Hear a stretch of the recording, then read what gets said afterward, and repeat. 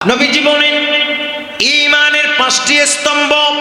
পাঁচটি স্তম্ভ, স্তম্ভ হচ্ছে স্তম্ভ মানে ফিলার। এই যে ফিলার আছে না মসজিদ, এটা দাঁড়াইছে কিসের উপর? শূন্যের উপর না ফিলারের উপর? এটাকে বলা হয় স্তম্ভ। নবী করিম সাল্লাল্লাহু তাআলা আলাইহি ওয়াসাল্লাম বলেছেন, যেভাবে মসজিদ দাঁড়াইছে ফিলারের উপরে, ঠিক সেভাবে মানুষের ঈমান দাঁড়াবে পাঁচটি বড় বড় ফিলার, পাঁচটি বড় বড় স্তম্ভ। তন্মধ্যে এক নম্বর স্তম্ভ হলো আল্লাহর তাওহীদের সাক্ষ্য দেয়া। সুবহানাল্লাহ। আল্লাহর তাওহীদের সাক্ষ্য দিয়ে আল্লাহ এক, বলেন আল্লাহ এক। নম্বর দুই, নবী করিম সাল্লাল্লাহু তাআলা আলাইহি ওয়াসাল্লামকে রাসূল হিসাবে স্বীকৃতি দেয়া। সুবহানাল্লাহ বলেন। এটা ঈমানের দুই নম্বর সাক্ষ্য। এই জন্য সারা জিন্দেগি কেউ যদি শুধু লা ইলাহা ইল্লাল্লাহ পড়ে, লা ইলাহা ইল্লাল্লাহ বলে, সারা জিন্দেগি যদি কেউ বলে আল্লাহ এক কিন্তু নবী মানি না, তাহলে তাকে মুসলমান বলার কোনো সুযোগ নাই, ঈমানদার বলার কোনো সুযোগ নাই।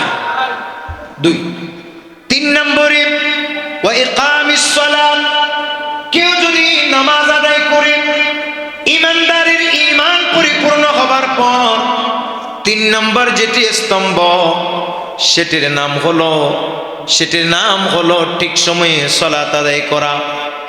চার নম্বরে নবী করিম সাল্লাল্লাহু তাআলা আলাইহি ওয়াসাল্লাম বলেছেন, চার নম্বরে যাকাত আদায় করা।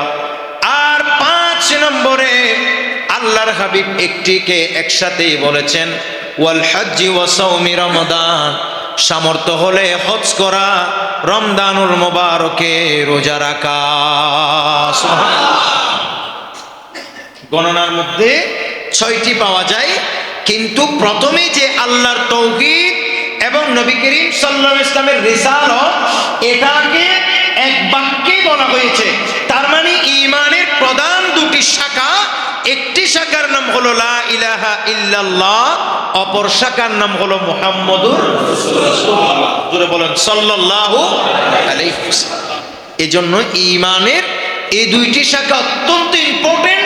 এই দুইটি শাখা আনার পর, এই দুইটি শাখার পরেই বাকি নামাজের কথা আসছে, যাকাতের কথা আসছে, তারপরে আসছে হজের কথা আসছে, তারপরে রোজার কথা আসছে। এগুলি হচ্ছে আগে আল্লাহ এবং রসুলকে বিশ্বাস স্থাপন করার পর, আল্লাহ এবং রসুলের উপরে ঈমান আনায়ন করা পরে।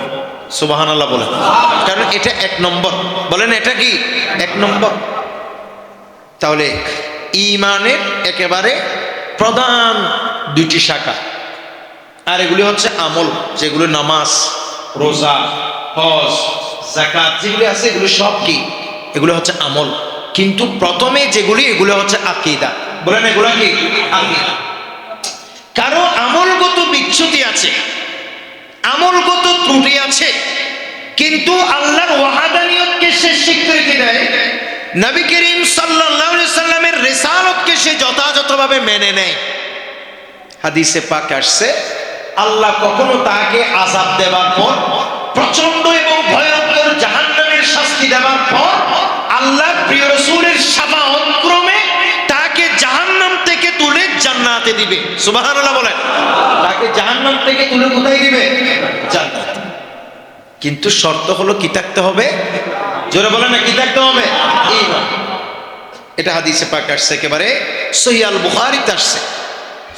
নবী করিম সাল্লাল্লাহু তাআলা আলাইহি ওয়াসাল্লাম বলেছেন, ইয়াদখুলু আহলুল জান্নাতি আল জান্নাহ ওয়া আহলুন নারি আন নার, সুম্মা ইয়াকুলু আল্লাহু তাআলা আখরিজু মান কানা ফি কলবিহি মিসকালু হাববাতিন মিন খারদালিন মিন ঈমানিন ফায়ুখরাজুনা মিনহা কাদিব আসওয়াদু ফায়ুলকুনা ফি নাহারিল হায়া।